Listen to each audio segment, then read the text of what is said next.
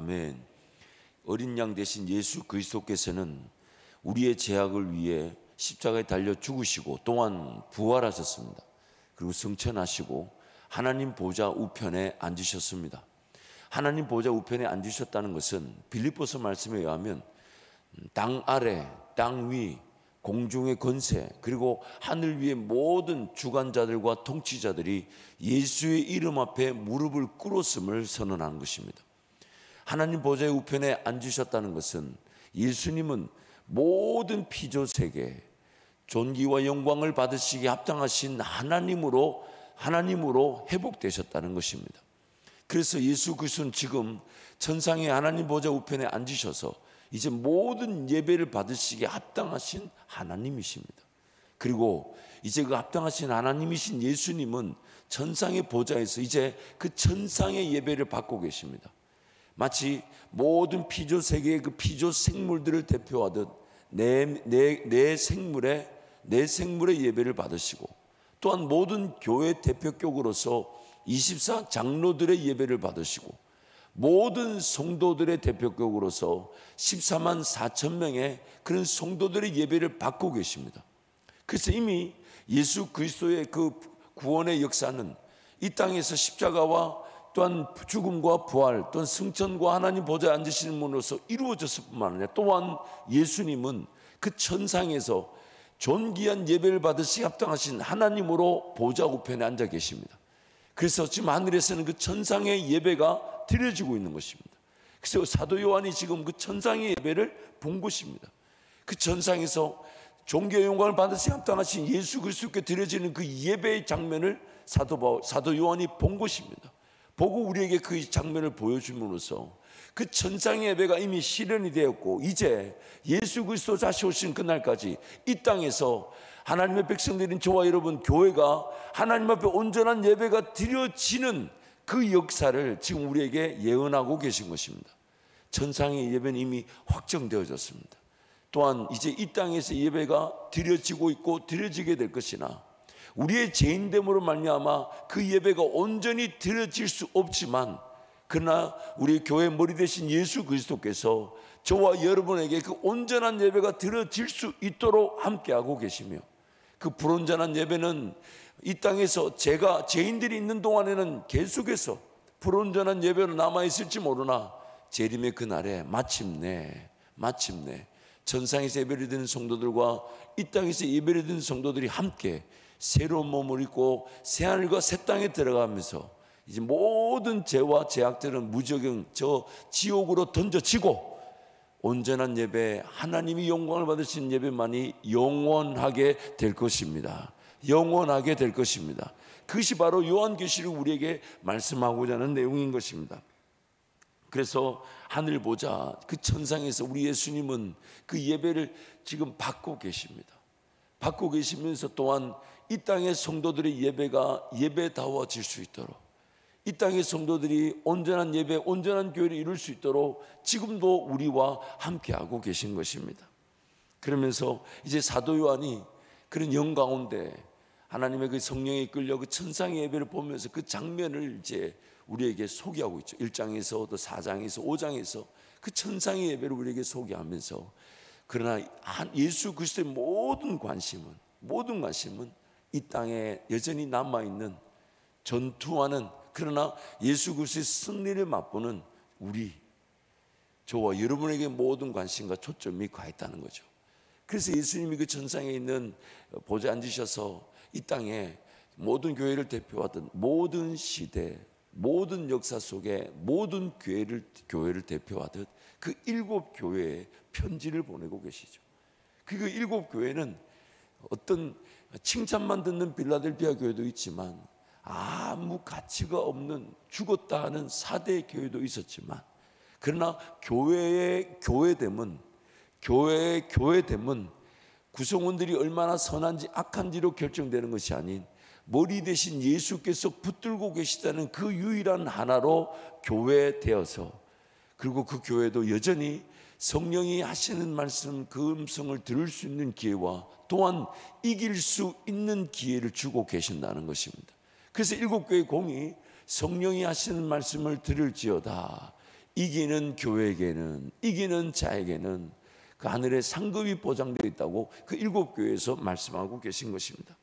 그래서 그 7교회가 이제 칭찬만 듣든지 혹은 전혀 가치 없는 죽은 교회랄지라도 예수께서 붙들고 계셔서 천상의 그 예배와 같이 그 7교회 모든 교회를 통해 영광을 받으시고 받으셨고 받으실 것입니다. 받으실 것입니다. 마치 저와 여러분의 형편과 같죠. 칭찬받는 성도도 있을 수 있습니다. 그러나 여전히 아직 예수님을 잘 모르고 어린 단계에 좀 방황하고 있는 성도들이 있을 수 있지만, 주님이 그 성도를 붙들고 계신다는 이유로 그 성도도 예배의 대상이며 예배를 하나님 앞에 올려드릴 수 있는 그 은혜를 누릴 수 있다는 것입니다. 그러면서 이제 사도 요한이 이제 그 심판의 내용들을 쭉 소개하고 있습니다. 이 심판은 크게 세 가지로 나타납니다. 첫 번째는 7인, 인봉이라 그러죠. 문서에 이 봉인되어 있는 seal이라 그러는데, 그 봉인을 떼면서 각 봉인이 떨어질 때마다 하나님의 그 심판의 내용이 선언되고 나타나는 장면들. 또 7 나팔이 한 번씩 불 때마다 그 심판의 내용이 등장하는 것. 또 이제 우리가 내일부터 살펴보게 될 15장에서부터 7 대접 심판. 근데 그 7인, 7 나팔, 7 대접 심판은 7인이 먼저 있고 그 다음에 7 나팔 심판이 있고 7 대접 심판이 있는 것이 아니라 하나의 큰 장면 속에 사도 요한이 먼저 본 것들을 기록한 것입니다. 그래서 그 7인, 7 나팔, 7 대접 심판의 내용을 자세히 듣다 보면 예수 그리스도의 그 재림의 날, 새하늘과 새 땅에 대한 그 내용들을 상징하는 내용들이 다 포함되어 있습니다. 그래서 7인, 7 나팔, 7 대접은 사도 요한이 마치 큰 그 세 개의 그 7 심판의 내용을 한눈에 보면서 먼저 본 것들을 기록한 것이고, 그러나 그 먼저 본 것들을 기록하면서 그 내용들을 살펴볼 때에 7인, 7 나팔, 7 대접으로 가면 갈수록 그 점입 가경 점점 그 내용이 흥미진진해집니다. 마치 어떤 심판의 내용들을 이쪽 면에서 볼 때는 7인의 심판의 내용처럼 보이며, 저쪽 면에서 볼 때는 7 나팔의 심판으로 보이며, 이쪽에서 보면 7 대접의 심판으로 보이는 것처럼 그렇게 소개되고 있지만, 각 심판이 이 땅에 재림의 날 그날까지 그런 교회와 성도가 또는 이 세상의 구조가 어떻게 역사 속에 돌아가고 있는지를 자세히 보여주면서, 또한 마지막 날 새하늘과 새 땅이 임할 그 모든 심판 내용들을 각 7 심판이 다 포함하고 있습니다. 그래서 점점 마치 7인의 내용의 심판의 내용이 좀 다른 각도에서 다른 강조의 내용을 갖고 있다면, 7 나팔의 나팔 심판은 다른 내용에서 다른 각도의 강조를 갖고 있고, 또 7 대접 심판은 그 다른 각도에서 다른 내용의 강조를 갖고 있는 것입니다. 그래서 이제 그 내용들이 점점 진행되나 그 내용들을 자세히 들여다보면 하나님의 그 분명한 심판의 목적을 알 수가 있습니다. 그것은 바로 하나님은 이 땅의 죄악을 결코 관가하거나 내버려 두지 않으신다는 것입니다. 반드시 그 죄악이 심판되게 하실 텐데, 근데 그 죄악이 어떤 형태로 드러나냐면, 이 땅의 그 죄악들이 다름 아닌 성도와 교회가 핍박과 환난과 박해와 심지어 순교를 당하는 가운데 나타나지만, 그러나 그 죄악이 그 교회를, 그 성도를 핍박하고 그 환난과 박해와 순교 속에서 그 죄악이 드러날 때, 오히려 그 죄악이 드러난 것이 하나님의 정의와 공의의 심판의 대상인 것으로 나타난다는 것입니다. 저와 여러분의 삶이 이 땅 가운데 예수 복음으로 인하여 핍박을 받고 박해를 당하고 환난을 당하며 심지어 죽음에 처하게 된다 할지라도, 그 육신의 죽음으로 우리를 그리스도의 사랑에서 끊을 수 있는 건 단 하나도 없을 뿐 아니라, 그 박해와 환난과 핍박, 그리고 심지어 그 순교가 오히려 하나님의 정의와 공의의 정당성을 하나님 앞에 드리는 기회가 되어서 이 땅은 반드시 심판되어지고 새하늘과 새 땅에 그 영원한 천국이 임하게 될 것을 예언하고 있는 것입니다. 여러분, 제가 잘 설명이 되고 있습니까? 잘 설명이 되고 있습니까? 여러분, 요한계시록 말씀을 좀 참조해 주십시오. 오늘은 정리 요약을 하다 보니까 이게 제가 참 저의 불신을 용서해 주십시오. 제가 좀 더 잘 연구를 해서 잘 정리해 와야 되는데, 여러분의 표정을 보면 도저히 이해되지 않는 듯한 그 표정을 제가 불신인지 여러분 잘 이해하고 계신데 또 막상 보니까 제가 또 지방색에 속고 있다는 생각이 좀 듭니다만, 그러니까 여러분, 우리가 어떤 이 땅의 삶을 하나님 앞에 정말 올려드릴 때에 우리는 믿음의 경주자들이죠. 그리고 그 믿음의 경주자들에게 요구되는 자세는 딱 한 가지밖에 없다 그럽니다. 아니, 한 가지면 된다고 합니다. 그것은 바로 인내입니다. 인내입니다. 왜냐하면 우리의 삶의 그 가치는 모든 것이 하나님의 뜻에 달려 있다는 것이죠. 그리고 그 하나님의 뜻이 반드시 그 죄악과 그 모든 죄악의 대적 세력들을 그냥 관과하지 않으신다는 겁니다. 반드시 심판하시는데, 그 죄악과 죄악의 대적 세력은 마치 자기네들이 이 땅에서 승리한 것처럼, 승승장구하는 것처럼 보입니다. 그래서 하나님의 백성들이 무기력하게 핍박을 당하고 박해를 당하고 고난을 당하고 심지어 순교를 당할 때 마치 예수님이 그러하셨던 것처럼 도살장에 끌려가는 양처럼 아무런 대꾸나 대언이나 반항하지 못한 채 그저 그렇게 죽임을 당하는 듯 보이나, 그러나 성도가 당한, 마치 예수님이 당한 그 고난과 핍박을 우리 감히 그 정도까지는 아니랄지라도 성도와 교회가 당한 그 고난과 핍박과 환난과 그 박해와 순교가 하나님께서 이 땅을 반드시 심판하셔야 되는 그 정당성을 하나님 앞에 갖다 드리게 되는 것이. 그래서 이 땅에 그 교회들, 그런 하나님의 여전한 계획되어진 백성들이, 하나님이 예정하신 백성들이 여전히 존재하고 태어날 것이기 때문에 그 수가 차기까지는 우리에게, 현재 존재하는 성도들에게 인내할 것을 당부하고 있는 것입니다. 그게 바로 믿음의 역사라는 것이죠. 그래서 우리는 그날까지, 그 수가 차기까지 인내하게 되는 것입니다. 특별히 요한계시록의 말씀들을 살펴보면 구약의 말씀이 약 500번 정도 인용 참조되어져 있습니다. 특히 이사야서 말씀, 다니엘, 또 에스겔, 스가랴와 같은 묵시서와 예언서의 말씀이 거의 주축이 되어져서 그 구약에 예언되어졌던 말씀이 요한계시록에서 이루어진 말씀으로, 그리고 구약에 예언됐던 말씀이 요한계시록이 다시 언급이 되면서 예수 그리스도의 재림을 미리 예언하듯이 그 구약의 말씀들이 인용되어져 있습니다. 그래서 사도 요한이 그 구약의 모든 말씀들을 다시금 재인용하듯, 그리고 그 환상을 본 것으로 미래에 일어날 말씀들을 다시 예언하고 있는 것입니다.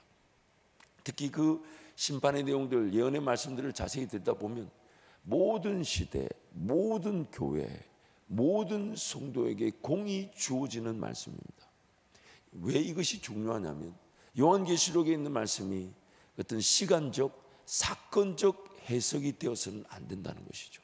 왜냐하면 이 시대 때, 예를 들면 요한계시록의 몇 장의 어떤 시간인지, 몇 장의 사건인지를 끼워 맞추다 보면 결국 재림의 시간까지 예언해야 됩니다. 만약 재림의 시간을 모른 채 그저 요한계시록에 나오는 그 사건들을 시간적, 사건적으로, 역사적 시간으로 배치를 하게 되면 순서가 맞지 않게 되죠. 계속해서 틀려지게 됩니다. 왜냐하면 예수님의 재림의 날을 그 누구도 알 수 없기 때문입니다. 그래서 요한계시록에 나타나는 이 말씀은 상징적인 해석, 다름 아닌 모든 시대, 모든 역사 속에 모든 교회, 모든 성도들에게 공이 주어지는 예언의 말씀이나, 그러나 새하늘과 새 땅으로 우리를 데리고 가실 그 재림의 날은 반드시 이 요한계시록에 내어진 사건들이 동반되어질 것입니다. 동반되어질 것입니다. 그래서 세계 일곱 심판들, 일곱 인봉, 일곱 나팔, 일곱 대접의 심판들은 모든 시대, 모든 교회, 모든 성도에게 공이 적용되는 말씀인 것입니다. 그러므로 우리는 지금 하나님 나라를 살아가며 재림의 때까지 그 예수 그리스도의 걸어가신 그 길을 걸어가며 주님과 동행하는 자들, 우리 역시도 인내로서 믿음의 경주를 해야 되나, 그러나 그 죄악의 세력들이 우리를 넘어뜨리려 하며 쓰러뜨리려 할 때, 그때 고난을 당하고 고통을 당하고 박해를 당하고 환난을 당하고 심지어 순교를 당할 수 있다 해도 어린 양 되신 예수 그리스도께서 우리를 인치셔서 결코 우리를 포기하지 않으시며 우리를 천국 가는 그날까지 지켜주신다는 것입니다. 오히려 성도로서 당하는 그 고통과 고난과 환난과 핍박이 예수 그리스도의 그분의 은혜로, 인내로서 이겨내게 될 때에 우리는 천국에 들어가는 그날 그 인내의 그 고통과 고난이 영광의 흔적으로 마치 예수님도 가지고 계신 손의 못자국과 그 옆구리의 창자국처럼 우리가 당한 그 환난과 핍박과 박해가 또한 그 순교가 우리 하나님의 영광의 면류관의 기회가 될 것입니다. 그것이 바로 요한계시록을 통해 우리가 누리게 되는 은혜인 것입니다. 특별히 요한계시록의 말씀들 쭉 살펴보면 어떤 환난과 박해와 핍박 속에서도 하나님은 자기 백성들을 결코 잊지 않고 계신다는 것을 모든 심판 가운데 등장시켜주고 계십니다. 그래서 24장로라든지 14만 4천 명이라든지 그 인침을 받은 자들이라든지 두 증인, 두 감람나무, 두 촛대, 그런 두 선지자, 이런 모든 표현들이 각 심판 때마다 어김없이 하나님께서 자기 백성들을 결코 잊지 않으시고 그들을 기억하고 계시며 그들을 반드시 지키실 것이고 그들은 마침내 예수 그리스도의 영광의 날에 승리하는 승리자들로 세워지게 될 것을 약속하고 계신 것입니다. 그래서 성경을 보면요, 하나님께서 자기 백성들을 기억하고 계신다는 것을 특별한 어떤 표현들을 쓰고 계신데 그게 바로 그 genealogy, 즉 그 족보죠. 여러분 예를 들어서 역대상에 보면 1장부터 거의 9장까지 9장에 대해서 그 족보가 할애되고 있잖아요. 근데 그 긴 족보가 나와 있는 이유가 뭐냐면 그 역대상하가 기록된 것이 바벨론 포로 이후니까 그 바벨론 포로 이후에 이스라엘 백성들에게는 자신들만의 어떤 열등감, 그런 어떤 실패감이 있었어요. 그게 뭐냐면 우리가 하나님의 백성들인데 왜 다른 나라, 다른 민족의 종살이를 하게 됐을까? 70년이라는 시간 동안 우리는 하나님의 백성들인데 왜 그런 종살이를 하게 됐을까? 근데 그 백성들에게 하나님이 그 족보를 통하여 내가 너희를 여전히 기억하고 있으며 너희는 나의 백성이라는 그 분명한 말씀을 주신 거예요. 그래서 그 족보에 당시 돌아왔던 그 학자들의 그런 연구에 따르면 돌아왔던 인원이 채 10만 명이 되지 않는데요.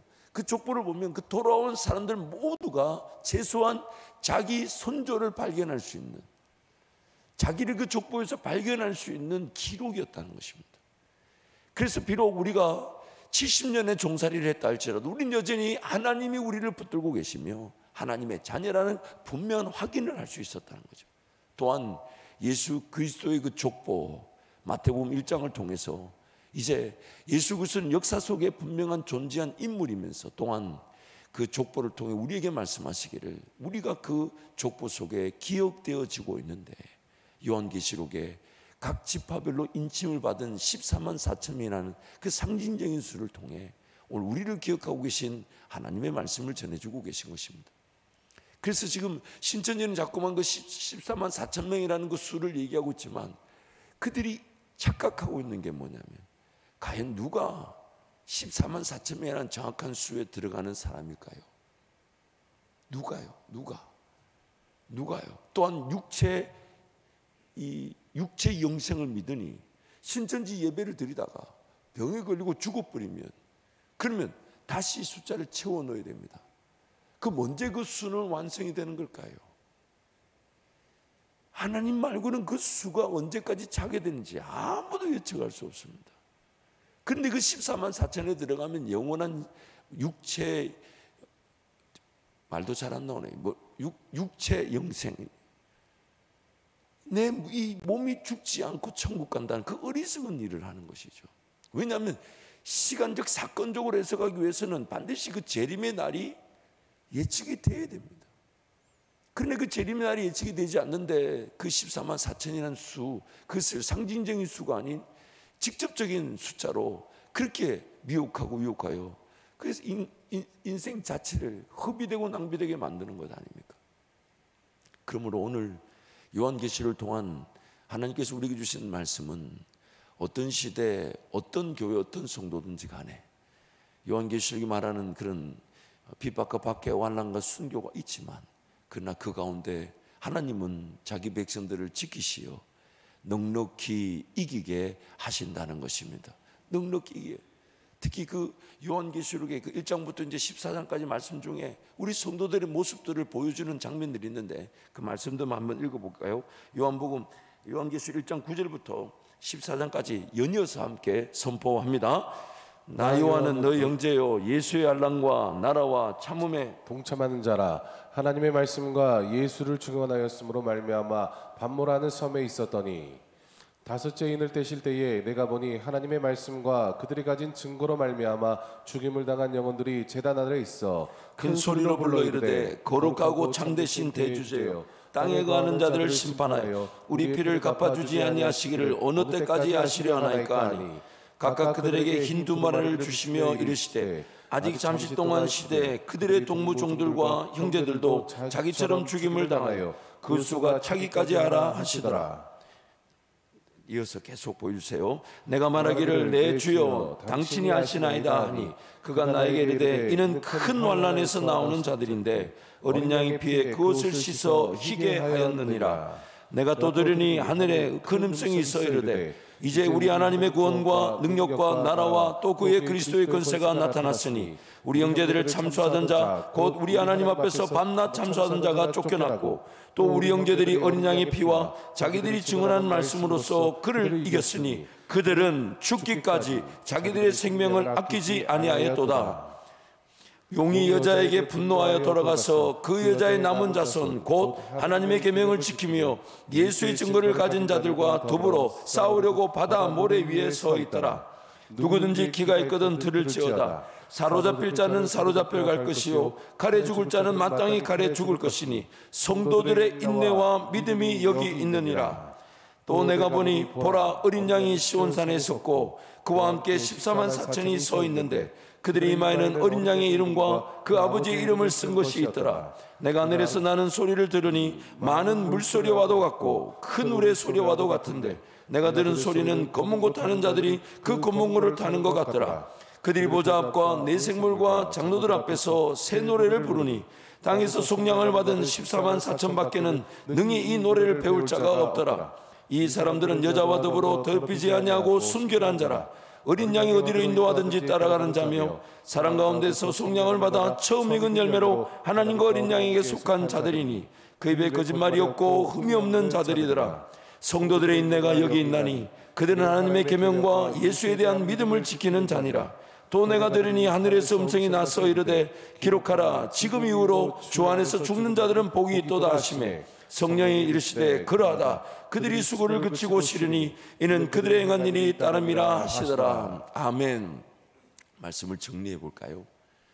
오늘 우리 성도들을 통해 하나님 영광을 받으시는 일의 최상급은 세상 모든 영역에서 그 문화적 사명을 잘 감당함으로 그 빛과 소금의 역할을 감당하는 것, 그것이라기보다는 오히려 그 복음적 가치는 인생이 당하는 어떤 환난과 핍박과 박해 속에서도 인내로서 믿음을 지켜내는 것입니다. 그것이 바로 성도들의 최상급의 영광의 자리인 겁니다. 오늘 저희를 마땅히 오늘 살아가는 삶의 일터에서 직장에서 하나님의 그 지혜와 지식을 통해 이 땅을 문화적 사명자로 섬기는 것, 그것도 당연한 사명입니다. 그러나 요한계시록이 말하는 성도들의 삶에서 하나님이 가장 존귀 영광을 받으시는 것은 어떠한 환경과 상황과 형편 속에서도 예수 그리스도에 대한 믿음을 가지고 끝까지 인내하며 예수 바라보는 것, 그 박해와 환난과 핍박과 어려움과 세상의 모든 자랑을 내던지고 오직 예수 그리스도 한 분이면 충분한 줄 알아. 그분 바라보는 인생, 그것이 우리 하나님이 보시는 최상급의 성도의 삶의 모습인 것입니다. 인내로서 믿음의 경주로 주님 오신 그날까지 우리 주님 바라보며 달려가기를 축복합니다. 이 시간 함께 통성으로 같이 기도하겠습니다. 그래서 오늘 우리는 예수님 한 분이면 충분합니다. 예수님 한 분이면 충분합니다. 이 시간 우리 성찬에 함께 참여하게 될 것인데요, 하나님 아버지, 이 성찬에 참여함으로써 정말 나는 예수로만 살기를 원합니다. 예수의 그 피와 살을 기념하듯 그 잔과 떡을 대할 때에, 빵을 대할 때에 예수로 인하여 사라지는 인생, 예수를 먹듯 예수로만 충분한 인생으로 주님과 동행케 하여 주옵소서. 우리 주님 세 분 잡고 함께 동성으로 기도합니다.